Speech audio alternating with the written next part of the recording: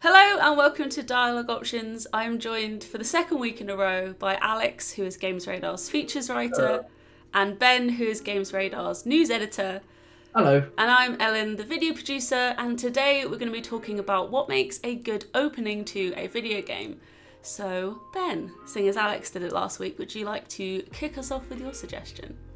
Yes, I'd love to. For me, it has to be Uncharted 2, Among Thieves. I mean, I personally, I'd say that Naughty Dog sort of defined the PS3 with two games, The Last of Us and Uncharted 2. And I mean, both have spectacular openings, but I think the reason I plumped for Uncharted 2 is I've played that game like 2 or 3 times now, which I realise probably doesn't sound like a lot, but I'm very much a once and done kind of guy when it comes to games. You're a busy man. Hey, there's too many things, not enough time. But I think it's just that moment when I bought the game way back in, what would have been 2009, I think it came out. Yeah. I remember sort of sitting down at home and just this opening where you sort of see Drake hunched over, bleeding out from his gut and sort of stuck in this like dangling train. And then all of a sudden you're having to clamber up it. It's shaking. I mean, it looked better than anything I'd seen at the time. So already I was sort of properly invested in it. And then it's sort of like, you know, it's this massive set piece. And it really does start the game off with something that, you know, we've seen other games like kind of nick its ideas in recent years. I know the start of Star Wars Jedi Fallen Order is very Uncharted in a way the rest of the game isn't. And I think it's because immediately you're sucked into the game's pacing. Like, not only is it like really fast and you sort of disorientated, like what's going on here? How did Drake get himself into the situation? It's the sort of thing that like kind of pulls you through the game right up until the point you hit it, and then you start to realize how you're going to get to that opening again. And I think it's one of those perfect examples of I'm going to butcher the Latin here, but I think it's a medias res, the idea of starting something in the middle. I think Uncharted 2 is one of the few games that really nails that, and it's sort of, it really does get you like properly intrigued as to how Drake is going to end up in this situation and how he's going to get out of it as well. And yeah, it's just that it's pure Hollywood, but in a way that Hollywood has not done well for quite a long time. Yeah, I was going to add to that, like, not only is that sequence so good, but like the design of it and from a gameplay perspective as well, is just so fascinating, because the way you climb up that train at the very beginning, I remember the lead designer called it like an encyclopedia of like the climbing mechanics. So you pretty much do every sort of move that Drake will perform throughout the rest of the game during that single carriage. And I remember actually, I think originally that wasn't going to be at the beginning. It was just going to be like sort of a linear narrative where the train would be in the middle where, you know, actually happens in the story. But I think it was Neil Druckmann, who obviously went on to sort of helm The Last of Us and The Last of Us Part 2, suggested to the team that they sort of take that slice from the middle and put it at the start. And it just works so well in terms of, like Ben was saying, building that sense of dread and anticipation.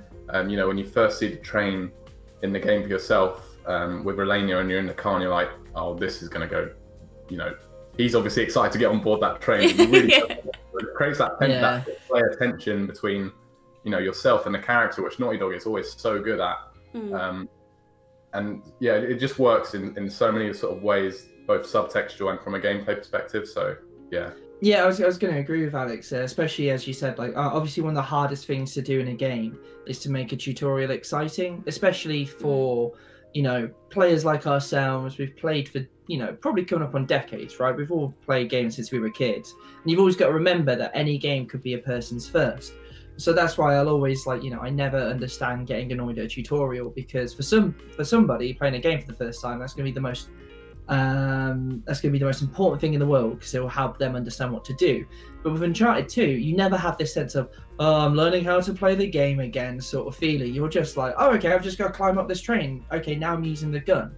And it does all those little things well. And then, yeah, just to reiterate Alex's point, really, you know, throughout the game, you have these little moments, especially in the first half of the game, where, you know, you see the train and you're like, or as you're as you're fighting through stuff, or when you wake up into bed and you sort of realize that there's still so much of the game left to go to play through.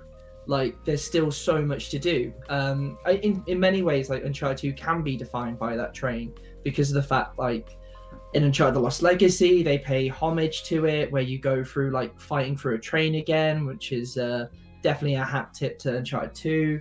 Already mentioned Jedi Fallen Order, but it's become very much a symbol of everything good, or everything that has become iconic about Uncharted 2. You're talking about the way that games introduce the mechanics early on, and how sometimes you need to, or they almost need to disguise, like it's like giving someone the medicine. You have to kind of disguise it as, oh, delicious, like here comes the plane. It's such a hard line to walk, right? Because especially because obviously the big problem I always have with like direct sequels to games, I think one of them, a good example of one might be, Batman, the Arkham series. The whole point of those games is that you slowly throughout the game get more and more gadgets for Batman to use, and that makes you feel more like Batman. And then you start the next one, and it's sort of like, well, you lost some of those gadgets. You're gonna have to get them again. You're just naked Batman, like, got to build up from scratch. I mean, I feel bad because I think the Arkham games do step her around that relatively gracefully, but there's always that sort of element of like, or the Assassin's Creeds where it's like, this time last year I unlocked all this stuff and now you're asking me to do it again. Or actually a much better example would be FIFA and the Ultimate Team thing. I know we're sort of getting away from tutorials here, but yes, games which you've played it once and you have to learn it all over again and unlock everything all over again. Oh boy. There's also the classic tutorial of making you do it as the child version of the main character.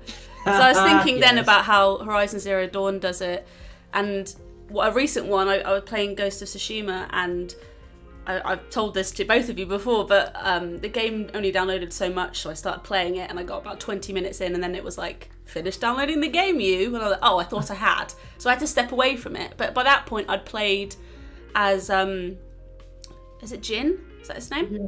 I played as young Jin and done the fighting with my uncle tutorial bit, came back to it and was like, oh, I remember nothing. It in no way had started to become muscle memory at all. Yeah, that's just like that's a go-to, isn't it? It's like, when in doubt, just show a flashback of a child learning to do the things you can do now. Yeah, because they also did that in Jedi Fallen Order as well. Yeah. You play as young Cal Kestis. Yeah, and it's like, oh, we're establishing the character, but also this is how child you learnt to do a right hook. And, like, oh, okay. And I guess that's how you're going to learn how to do a right hook. I guess because it's hard to justify the adult version of that character, like adult Aloy learning to fight now when she's essentially in like, well, not even an apocalypse, post-apocalyptic reborn world. It's like, well, she'd know how to fight by this point, wouldn't she? I guess it's it's funny because if you look at an opening has to set up just one thing basically, which is the plot and just the general conceit and the characters. Games also have to do that, but then on top of that, they have to sort of seek the player into all these new mechanics, these controls, and they have to basically, and it's really difficult because they have to accommodate new players. Like it's just not fair otherwise. So it's just a really, especially with stuff like we were saying with sequels, where a year ago in the previous installment, the character had all their stuff and they were like a master assassin or master superhero or whatever. But they can't just be like, well, you're still an expert, but for people who didn't play the previous game, they can't just go in blind and not expect to have some sort of tutorial or way to sort of dip their toes into the water. So it is this like, I guess it's just the necessity of the beast really, because I can't see a easy way around it. I think a lot of the points that you just made, Alex, kind of lead into the game that I wanted to bring up, which I feel like, even when I was watching it back, just to kind of remind myself, it's one of those things I realised I'd probably just watch it just for the fun of it without even playing it, is the most recent God of War game, where, I mean, for the first 10 minutes you don't really use any mechanics whatsoever. I think you press like R1 or R2 to swing the Leviathan axe because you're cutting down a tree, and you steer a boat, but those aren't really that much, those don't really hint that much at what's to come. But I feel like that game establishes so much about two characters in such a short period of time, and it even somehow manages to go back and go, okay, you already know who Kratos is, well, you may already know who Kratos is, you know he's a pretty nasty guy. The first shot of the entire thing is him just looking all sad and vulnerable, and he's like, there's like the gold handprint on the tree, and he's just kind of having a moment where clearly something has affected him. Then the whole relationship with, because it introduces his son, who you don't know anything about up until this point. And I just think it establishes their relationship so well. The fact that he calls him sir, the fact that at one point he burns himself and he apologises to his dad for hurting himself. It just really, you have such a clear idea of who these two are. And the fact that, and also, first 10 minutes, you cremate his mum, which I feel like is a pretty, in at the deep end, this isn't going to be the happiest game in the world. And I know Cory Barlog did like a director's commentary kind of thing on the PlayStation YouTube account, which I wholeheartedly recommend watching, because it's one of those ones that you get a lot out of. Like, he suggests a lot of things that you didn't notice. I didn't realise that one of his hand wraps kind of unwraps a little bit, and he hides it from Atreus and then rewraps it, and it's kind of him saying that these scars haven't healed, but he doesn't want his son to see them. And it's all these little, it's the sort of thing that we live for, these little tidbits where it's like, yes, give me more Easter eggs. But I also think that straight after that, after he said goodbye to his mum, he's like, okay, let's go hunt. And it's almost putting you're Atreus in this situation. Like, you're the one that Kratos is going, okay, do you know what you're doing? I'm going to go check. And I really like how the game does that as well, because it is more of a hiding the medicine, being like, yeah, come on, you're a little boy. Do you know how to go hunt a magical pig? I think that's what you're hunting. You're hunting something weird. But I just love it. I think it's fantastic. I think the moment where Kratos picks up his wife and like walks her out and the music builds, like, I got goosebumps just thinking about it. I think it's an absolute like masterpiece, and one of the best bits of the game, which I feel is a bad thing to say because it's the first 10 minutes, but it just kicks it off so well. And I was going to pick The Last of Us because, when it comes down to it, I prefer that game and it's got a more special place in my heart, but the God of War intro is it's just something else. I just think it's incredible. I can't say enough superlatives about how much I like it. That intro as well is, it's one of those ones where actually I love it when games do this, when the main menu seeks into the start, like almost seamlessly. I think it's got Kratos and he's looking at the tree with the axe, isn't he? Mm-hmm. And then you click options or whatever, and then he starts hitting it. And I can't think of any examples. Does it also have the little figure of Kratos and Atreus at the as the game progresses, it's a different image when you first open the game, when you first start up the game. But the first one is the tree one, the weird thing with God of War as well is it was one of those games, I think, for PS4 where it wasn't really till a few months beforehand that people actually start to be like, ooh, this might be special. Yeah. Like, this actually might be something really different. I think a lot of people just expected God of War, like, Kratos cutting the heads of Norse myths instead of Greek myths, and it ended up being something much more special than that. I like that it doesn't completely take away from the Kratos that was, but it lets you know very quickly, like, you're gonna see different sides to Kratos than what you've seen up until this point.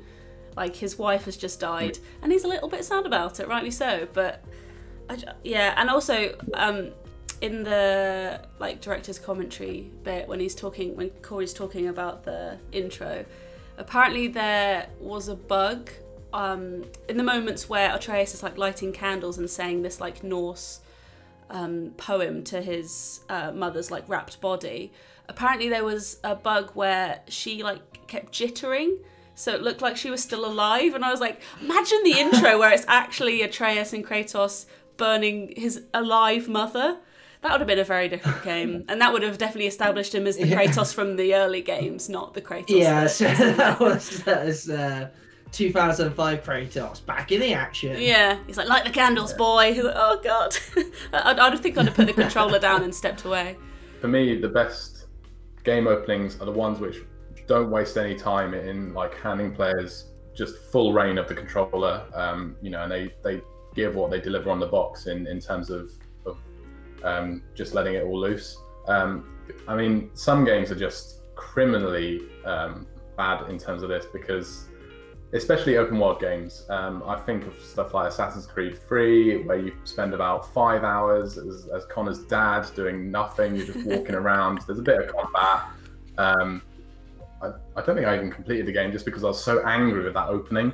And even like games as good as Red Dead 2, you know, I think we talked about this earlier, but like, talk about burying the lead. Like, you start that game in, you know, this is a game that promises, you know, one of the biggest open worlds of, you know, recreation of the Wild West. You start the game walking at a slow pace in a snowstorm, and you spend about, again, like 5 to 6 hours. And I understand why they're doing it. You know, they're setting up the story, they're introducing you to the Van der Ling gang. There's tutorials mixed in there and stuff, but oh, come on, just like let me have it's the snow. It's the snow that's like the cherry on top. It's like, not only can you not have access to the open world, and I'm saying this as someone who absolutely adores Red Dead 2, I love it so much, but it's not just that you can't get access to the open world, it's that you can only walk so slowly, and you literally, like, it's like, oh, it's just ridiculous.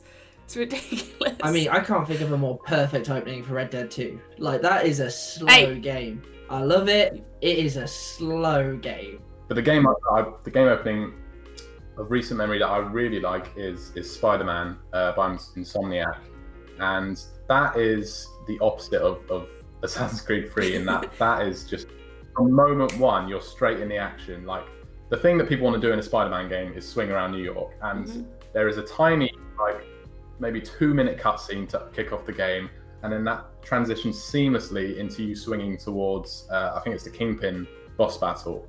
And you know, I can't remember the track name, but there's like some great music on in the background, and it just feels perfect. All you're doing is pressing R2, but you already feel like a superhero. And then it's so good because it does teach you stuff. You know, that whole Kingpin boss battle, which, you know, in other games could have been the end game boss battle, because it does feel like quite high scale and operatic. But it does teach you like all the sort of rudiments of what it means to be Spider-Man in that world. And you know, you have to remember that this version of your Spider-Man is going to be very different from what your endgame Spider-Man will look like, because you'll have upgraded, you'll have got all the suits, but it still feels like, yeah, you know, like I said, something that could have been at the end of the campaign. And it's the perfect sort of antithesis to what open world games usually start with, which is, you know, that kind of lethargic, sluggish, you know, story beat after story beat. This just puts you straight in the action, because it understands, you know, the power fantasy of what it means to be Spider-Man and what people want when they pick up that game. Yeah, I definitely see where you're coming from. Although I would say, like, for me, so there's let's move away from the PlayStation exclusives. No. Because when you were sort of talking about the whole idea of like something holding it back, I think there's very much a right way and a wrong way of going about it. And I think for me, the start of Fallout 3 is a very good example of a game approaching that in the right way. Because at the start of it, you're trapped in the vault. You're literally born into this world. Like, your first thing is you getting born.